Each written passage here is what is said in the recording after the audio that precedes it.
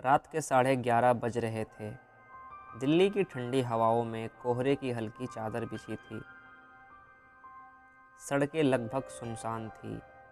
बस कभी कभार किसी गाड़ी की हेडलाइट धुंध को चीरती हुई निकल जाती।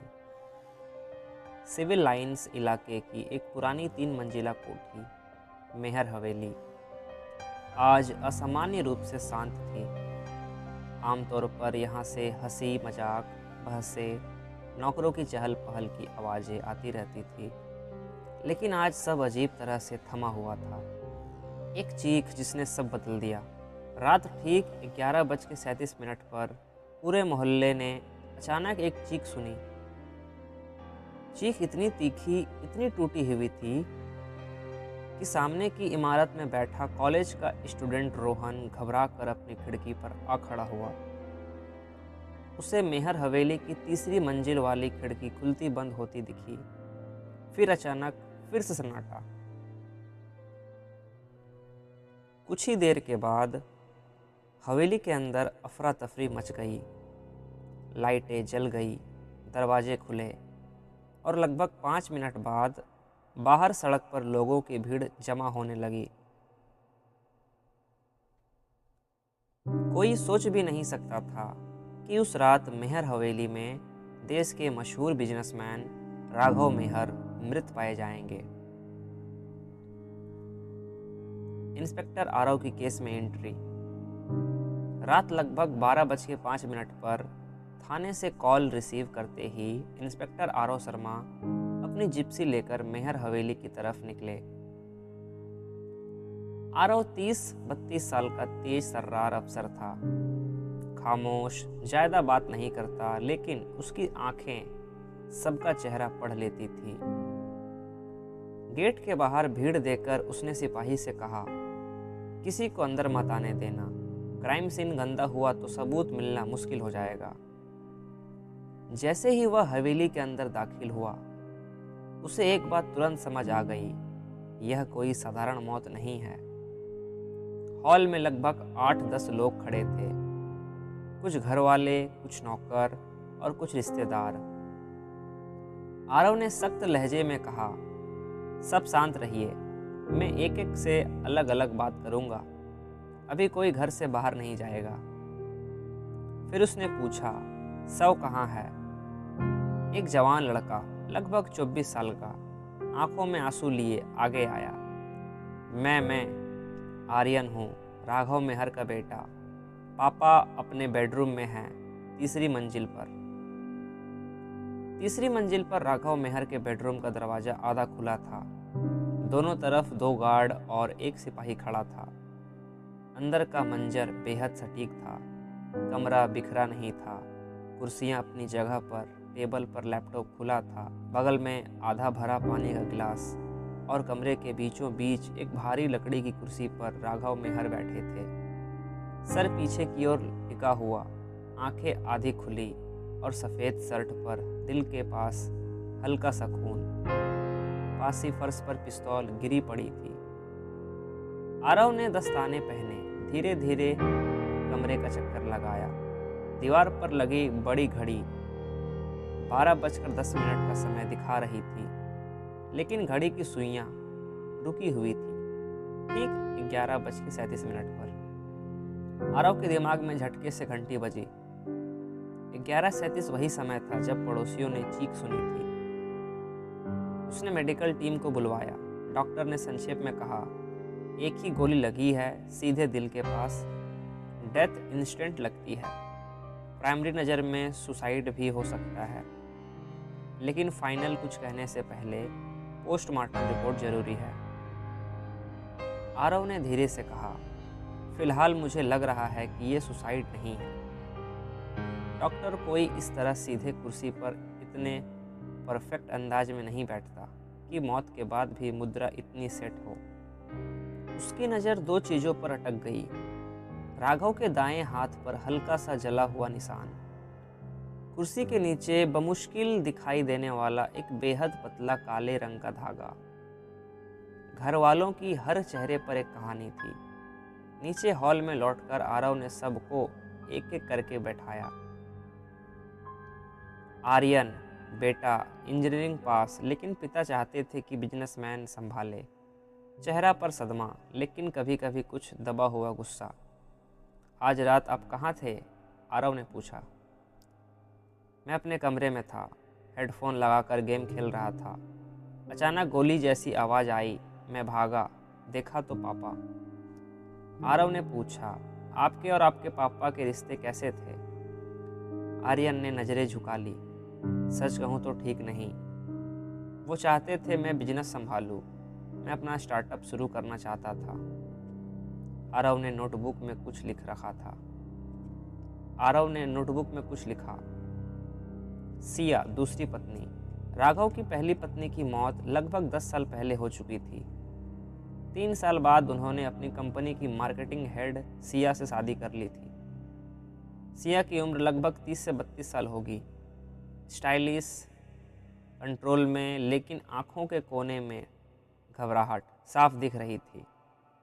मैडम, चीख किसने लगाई थी? आरव ने पूछा। वो शायद मेरी ही थी। मैं ही सबसे पहले कमरे में पहुंची। मैंने ही उन्हें उस हालत में देखा। सिया का गला भर आया। आप कमरे में कैसे आई? राघव जी ने थोड़ी देर पहले मुझे स्टडी में बुलाया था। हम दोनों के बीच पिछले कई दिनों से बहस चल रही थी, शेयर और प्रॉपर्टी को लेकर। आज भी थोड़ी बहस हुई। वो गुस्से में अपने कमरे की तरफ चले गए। लगभग 10 मिनट बाद मैंने एक तेज आवाज़ सुनी। मैं भागकर ऊपर गई और आरव ने पूछा, दरवाज़ा खुला था या बंद? आधा बंद था। मैंने धक्का दिया और खुल गया। कबीर मेहर राघव का छोटा भाई, जिसने कभी बिजनेस में हिस्सा नहीं लिया। वो एक स्ट्रगलिंग राइटर था और अक्सर पैसों के लिए राघव पर निर्भर रहता था। आज रात आप कहाँ थे कबीर जी? आरव ने सीधा सवाल किया। मैं अपने स्टडी में था, एक ड्राफ्ट लिख रहा था। गोली की आवाज़ सुनी तो पहले समझ नहीं आया, फिर शोर सुनकर ऊपर भागा। आपके और राघव जी के बीच झगड़े होते थे? भाई भाई में किसके नहीं होते हैं, लेकिन हम एक दूसरे से प्यार करते थे। हाँ, कभी कभी पैसों को लेकर वो कहते थे मैं नाकामयाब हूँ। मुझे गुस्सा आता था, पर मैं उन्हें नुकसान पहुँचाने के बारे में सोच भी नहीं सकता। माया, पुरानी नौकरानी। माया पिछले 20 सालों से इस घर में काम कर रही थी। राघव की पहली पत्नी से लेकर आज तक घर की हर बात जानती थी। वह कांपती आवाज में बोली, बेटा, साहब को कोई क्यों मारेगा? हाँ, वो गुस्सैल थे, पर दिल के बुरे नहीं थे। घर में पुराने झगड़े जरूर थे। कौन कौन से झगड़े? आरव ने तुरंत पूछा। पहले मैम साहब की बहन यानी नीरा मैडम का अक्सर आना जाना था। उन्हें लगता था कि साहब ने पहली मैम साहब की मौत के बाद जल्दी शादी कर ली, पर असली झगड़ा 1 साल पहले शुरू हुआ था, जब प्रॉपर्टी के मामले में साहब ने वसीयत बदलने की बात कही थी। आरव ने चौंक कर पूछा, वसीयत? किसके पक्ष में? माया ने धीमे से कहा, मैंने सुना था कि साहब सब कुछ नए सिरे से बांटना चाहते थे। कुछ हिस्सा अनाथ बच्चों के लिए, कुछ शेयर आर्यन के लिए, कुछ सिया मैम के लिए और कुछ हिस्सा अपने छोटे भाई कबीर के लिए। लेकिन असली क्लॉज क्या था ये मुझे नहीं पता। पहली थ्योरी, सुसाइड या मर्डर। सभी से पूछताछ के बाद आरव अपनी सिपाही विक्रम के साथ हॉल के कोने में खड़ा सोच रहा था। विक्रम बोला, सर सब कह रहे हैं कि आवाज़ गोली की थी, कमरे में पिस्तौल भी है, क्या यह सुसाइड हो सकता है? आरव ने सिर हिलाया। अगर सुसाइड होता तो कमरे का दरवाज़ा शायद लॉक होता, और सबसे बड़ी बात, गोली लगने के बाद इंसान तुरंत ढीला पड़ जाता है। लेकिन राघव मेहर जिस तरह कुर्सी पर बिल्कुल सेट होकर बैठे थे, वो नेचुरल नहीं था, जैसे किसी ने उसकी बॉडी को उस पोजीशन में एडजस्ट किया हो। विक्रम ने पूछा, फिर वो जलने का निशान और कुर्सी के नीचे धागा? आरव बोला, वही तो असली सुराग है। मुझे लगता है ये हत्या है और इसे सुसाइड जैसा दिखाया गया है। फॉरेंसिक रिपोर्ट, सच का पहला दरवाजा। अगले दिन शाम तक प्राइमरी फॉरेंसिक रिपोर्ट आ गई। रिपोर्ट के मुख्य पॉइंट: राघव को जो गोली लगी थी वह बहुत करीब से चलाई गई थी, लगभग 2 से 3 फुट की दूरी से। उनके दाएं हाथ पर हल्का सा जलने जैसा निशान किसी पतले तार या धागे से बना फ्रिक्शन बर्न लग रहा था। कमरे में जबरन घुसने या मारपीट के निशान नहीं थे। पिस्तौल पर सिर्फ राघव की फिंगरप्रिंट नहीं, किसी दूसरे व्यक्ति के धुंधले निशान भी पाए गए थे, जिन्हें साफ साफ पढ़ना मुश्किल था। साथ ही लैब रिपोर्ट ने एक बात और बताई: घड़ी की बैटरी सामान्य रूप से खराब नहीं हुई थी, उसे जानबूझकर निकाला गया था या ढीला किया गया था। आरव के दिमाग में कुछ कुछ जुड़ने लगा। छुपा हुआ कमरा, यूएसबी में कैद राज। रात को एक बार फिर वह हवेली पहुंचा। इस बार वह अकेले तीसरी मंजिल पर गया। राघव के कमरे के ठीक बगल में एक छोटा सा कमरा था, स्टडी रूम। वहाँ एक बड़ा बुक शेल्फ, एक टेबल और कोने में एक पुरानी स्टील का लॉकर था। तलाशी में उसे लॉकर के अंदर एक छोटी सी काली यूएसबी ड्राइव मिली, जिस पर लिखा था ट्रुथ। वह उसे लेकर थाने आया और साइबर टीम से उसमें मौजूद फाइलें खुलवाई। अंदर सिर्फ एक वीडियो फाइल थी। वीडियो प्ले किया गया। स्क्रीन पर राघव मेहर दिखे, शायद 2 हफ्ते पहले की रिकॉर्डिंग थी। राघव बोले, अगर ये वीडियो कोई देख रहा है तो इसका मतलब है या तो मैं मर चुका हूँ या मुझे ऐसा लगने लगा है कि मेरे साथ कुछ अनहोनी हो सकती है। आरव की रीढ़ में हल्की ठंडक दौड़ गई। राघव आगे बोले, मेरे घर, मेरी कंपनी और मेरी जिंदगी के आसपास कुछ अजीब चीज़ें हो रही है। ब्रेक फेल होना, ऑफिस में फाइलें गायब होना और सबसे बड़ी बात, मेरी मौत से कुछ लोगों को बहुत बड़ा फायदा होने वाला है। स्क्रीन पर वह 3 नाम बताते हैं: सिया मेहर, दूसरी पत्नी, आर्यन मेहर, बेटा, कबीर मेहर, छोटा भाई। फिर राघव आगे कहता है, मैंने अपनी वसीयत बदल दी है। यह वसीयत सिर्फ मेरे वकील अमर खन्ना के पास है। अगर मेरी मौत होती है तो इस वसीयत से ही असली चेहरे सामने आएंगे। मेरा शक है कि मेरी मौत सुसाइड नहीं होगी। वीडियो अचानक वहीं खत्म हो गया। वसीयत जिसने सबका चेहरा बदल दिया। अगले ही दिन आरव ने राघव के वकील अमन खन्ना को बुलाया। अमन ने फाइल से वसीयत निकाली और उसका सार बताया। राघव की कुल संपत्ति लगभग 400 करोड़ की थी। पुरानी वसीयत में लगभग 70% हिस्सा सिया के नाम था, 20% आर्यन के नाम था और 10% कबीर के नाम। नई वसीयत में यह अनुपात बदलकर 40% आर्यन, 30% सिया, 20% कबीर और 10% एक चैरिटी ट्रस्ट के नाम पर कर दिया गया था, जो अनाथ बच्चों के लिए मदद करते थे। अमन ने धीरे स्वर में कहा, राघव जी ने ये वसीयत बस 10 दिन पहले बदली थी। उन्होंने कहा था कि उन्हें घर के कुछ लोगों पर भरोसा नहीं रहा। आरव ने तीनों घर वालों के चेहरे पर ध्यान से नजर डाली। आर्यन के चेहरे पर हल्का सा संतोष झलक रहा था। कबीर हैरान लग रहा था, जबकि सिया का चेहरा गुस्से और सदमे के बीच फंसा हुआ था। असली चाल, धागे ने खोला राज। आरव ने क्राइम सीन की तस्वीरों को फिर से ध्यान से देखी। कुर्सी के नीचे धागा, राघव के हाथ पर जलने का निशान, पिस्तौल की पोजीशन और घड़ी का 11:37 पर रुकना। उसने सिपाही विक्रम से कहा, सोचो विक्रम, अगर कोई राघव को कुर्सी पर बैठा दे और उसके हाथ में जबरदस्ती पिस्तौल थमा दे और किसी तरह धागे से ट्रिगर खींच दे। विक्रम चौंक गया। मतलब रिमोट की तरह धागा खींचा गया हो? हाँ, मान लो राघव के हाथ में पिस्तौल हो, ट्रिगर पर उसकी उंगली हो और उस उंगली से एक पतला काला धागा बांधा हो, जो कुर्सी के नीचे से होता हुआ कमरे के बाहर की तरफ जाए। जब कोई उसे धागे को जोर से खींचेगा तो ट्रिगर दबेगा और गोली चल जाएगी। ऐसे में फायरिंग के बाद पिस्तौल पर ज़्यादातर राघव की फिंगरप्रिंट ही रहेगी और इसे सुसाइड जैसा दिखाया जा सकता है। विक्रम ने उत्साहित होकर कहा, तो सर कातिल कमरे के बाहर था? आरव ने सिर हिलाया।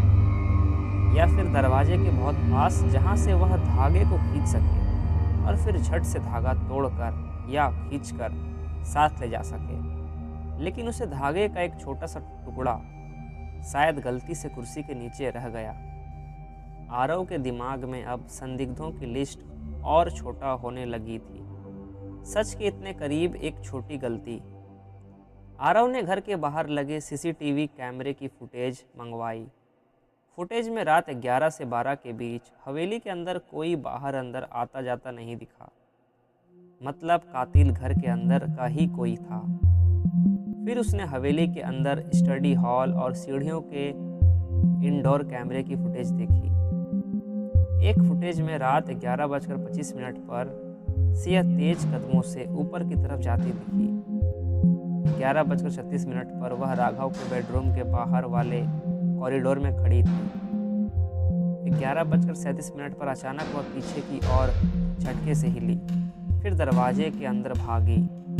यह वही टाइम था जब पड़ोसियों ने आवाज़ सुनी थी। आरव ने फुटेज रुकवाई और जूम करके देखा।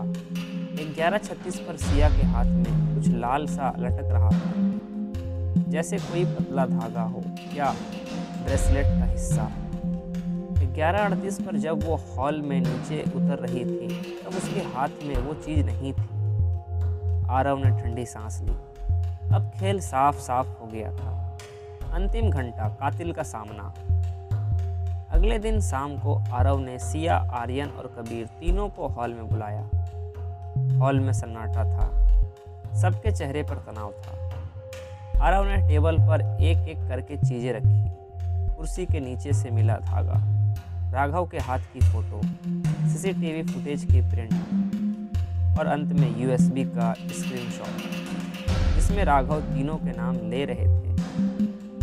उसने सीधे सिया की ओर देखा। सिया मेहर, आप चाहें तो अभी भी सच बोल सकती हैं, वरना मुझे सबूतों के आधार पर आपका नाम चार्जशीट में लिखना पड़ेगा। सिया ने तड़प कर कहा, आप मुझे क्यों फंसा रहे हैं?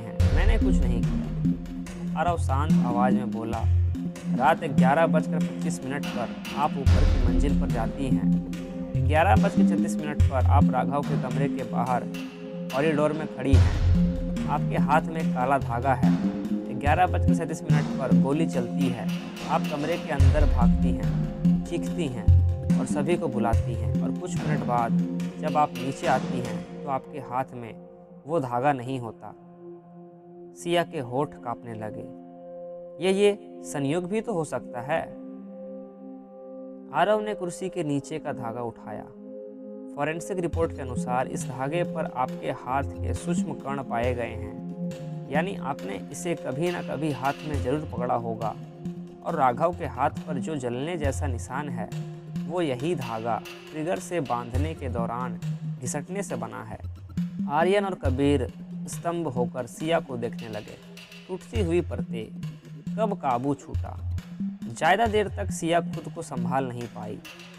उसकी आंखों से आंसू निकल पड़े और वह धीरे धीरे बोलती गई, हाँ मैंने ही ये प्लान किया था। आर्यन चीख पड़ा, आपने पापा को मार डाला? सिया ने सिर झुका लिया। मैंने उन्हें सीधे हाथ से गोली नहीं मारी थी, पर हाँ उनकी मौत का प्लान मेरा ही था। जब मुझे पता चला कि राघव वसीयत बदल रहे हैं और मेरा हिस्सा कम कर रहे हैं तो मुझे लगा कि उन्होंने मेरे साथ धोखा किया है। मैंने उनके साथ कंपनी को खड़ा किया, ब्रांड बनाया, और अब वो सब कुछ किसी और को दे रहे हैं। आरव ने पूछा, धागे का प्लान किसने बनाया? सिया ने हल्के टूटे स्वर में कहा, मैंने एक वेब सीरीज में ऐसा ही कुछ देखा था, जहां कातिल दूर खड़े होकर धागे से बंदूक चलाता है और सुसाइड जैसा सीन बना जाता है। मैंने उसी को कॉपी किया। शादी के बाद राघव पर मेरा कंट्रोल कम होता गया। वो आर्यन और कबीर पर ज़्यादा भरोसा करने लगे थे। मुझे डर था कि किसी दिन वो मुझे ज़िंदगी से ही निकाल ना दे। तो आपने क्या किया उस रात? आरव ने ठंडे स्वर में पूछा। सिया ने बोला, उस रात मैंने पहले स्टडी में उनसे बहस की, फिर गुस्से में वो अपने कमरे की तरफ गए। मैं पीछे पीछे गई। मैंने कहा कि हमें शांतिपूर्वक बात करनी चाहिए। उन्होंने शराब से भरा गिलास उठाया। मैं उनके करीब गई और एक मौका देखकर पिस्तौल उनकी जेब से निकाल ली। उन्हें लगा मैंने मजाक में पिस्तौल उठाई है। मैंने हंसकर कहा कि मैं भी पावरफुल दिखना चाहती हूँ। फिर मैंने उन्हें वॉशरूम भेज दिया और जल्दी जल्दी कुर्सी पर धागा बांध दिया, उनकी उंगली से होते हुए ट्रिगर तक, और धागे का दूसरा सिरा कमरे के दरवाजे के पास मेरे हाथ में था।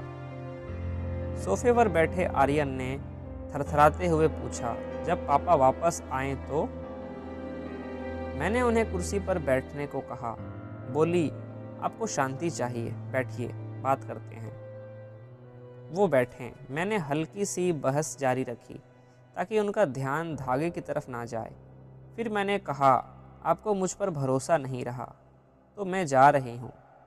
मैं दरवाजे के बाहर आ गई, दरवाज़ा आधा बंद कर दिया और जैसे ही मैं सही एंगल पर पहुँची, मैंने ज़ोर से धागा खींचा। धागा घर्षण से उनकी उंगली के पास से गुजरा और ट्रिगर दब गया। मैं खुद भी कुछ सेकंड के लिए डर से जड़ हो गई थी। फिर चीख कर अंदर दौड़ी और सबको बुला लिया। आखिरी मोड़, एक अनपेक्षित ट्विस्ट। कमरे में सन्नाटा छा गया, लेकिन कहानी अभी पूरी नहीं हुई। आरव ने धीरे से कहा, आपने ये प्लान अकेले ही नहीं बनाया सिया मेहर। सिया ने चौंक कर पूछा, क्या क्या मतलब? आरव ने यूएसबी की ओर इशारा किया। वीडियो में राघव ने कहा था कि उनके आसपास अनहोनी की कोशिश पहले भी हो चुकी है। ब्रेक फेल होना, फाइलें गायब होना, ये सब किसी एक स्मार्ट प्लानर का काम नहीं है, बल्कि किसी इमोशनल और इम्पल्सिव इंसान का लगता है। वो आप नहीं थी, आप कैलकुलेटिव हैं। ये सब किसी ऐसे इंसान ने किया जो कई बार कोशिश कर चुका था, लेकिन सफल नहीं हुआ। आर्यन की धड़कन तेज हो गई। उसने निगलते हुए पूछा, आप क्या कहना चाहते हैं? आरव ने सीधे उसकी आंखों में देखा।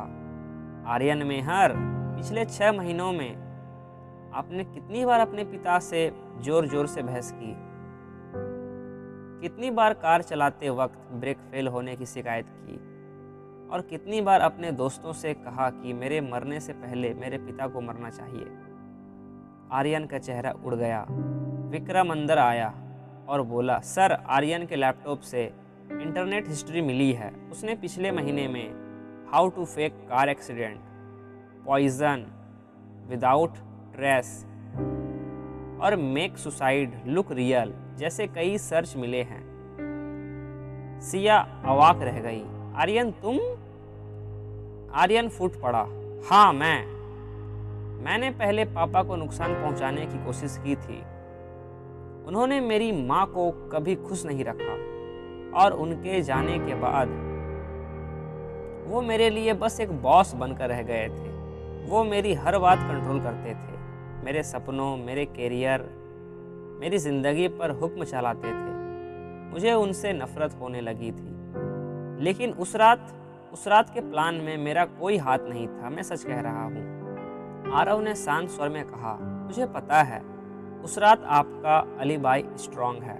आपके हेडफोन की रिकॉर्डिंग, आपके ऑनलाइन गेम के लॉग्स, सब प्रूफ हैं कि आप अपने कमरे में थे।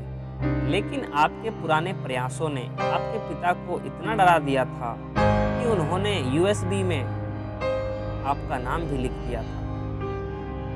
आर्यन रोने लगा। सिया, जो अब तक खुद को अकेला कातिल समझ रही थी, अब और टूट गई। अंत, सच की कीमत। आखिरकार चार्जशीट में लिखा गया, मुख्य आरोपी सिया मेहर। सुनियोजित साजिश के तहत पति राघव मेहर की हत्या को सुसाइड जैसा दिखाने की कोशिश और सबूतों से छेड़छाड़। सह परिस्थिति आर्यन मेहर पहले की असफल कोशिशों, मानसिक दबाव और खतरनाक योजनाओं के कारण अलग से निगरानी में, काउंसिलिंग और लीगल कार्यवाही अलग केस में दर्ज। कबीर मेहर को किसी भी प्रत्यक्ष साजिश में शामिल नहीं पाया गया, हालांकि उसने भी कई बार पैसों के लिए भाई पर दबाव बनाया था। मामला कोर्ट में गया। मीडिया ने इसे नाम दिया मेहर हवेली मिस्ट्री केस। कई महीनों बाद जब इंस्पेक्टर आरव किसी और केस की फाइल देख रहे थे तो विक्रम ने पूछा, सर, क्या आपको कभी अफसोस होता है कि आपने एक परिवार की सारी परतें खोल दी? आरव ने फाइल बंद की और खिड़की के बाहर डूबते सूरज को देखते हुए बोले, सच का काम किसी को खुश करना नहीं होता विक्रम। सच का काम होता है छुपे हुए जहर को बाहर लाना। कभी कभी जहर एक गोली से नहीं, सालों की खामोशी नफरत से फैलता है, और अगर हम उसे ना रोके तो वह पूरा घर खा जाता है। मेहर हवेली आज भी खड़ी है, 3 मंजिला, शांत, लेकिन अब वहाँ कोई नहीं रहता। लोग गुजरते समय एक बार ऊपर की 3री मंजिला की खिड़की पर जरूर देखते हैं, जहाँ कभी 11:37 पर एक गोली की आवाज़ ने एक परिवार को हमेशा के लिए बदल दिया था। और उस रात की तरह आज भी कहीं ना कहीं सन्नाटे के पीछे किसी की चीख छुपी होती है। बस फर्क इतना है, हर चीख को एक इंस्पेक्टर आरव नहीं मिलता।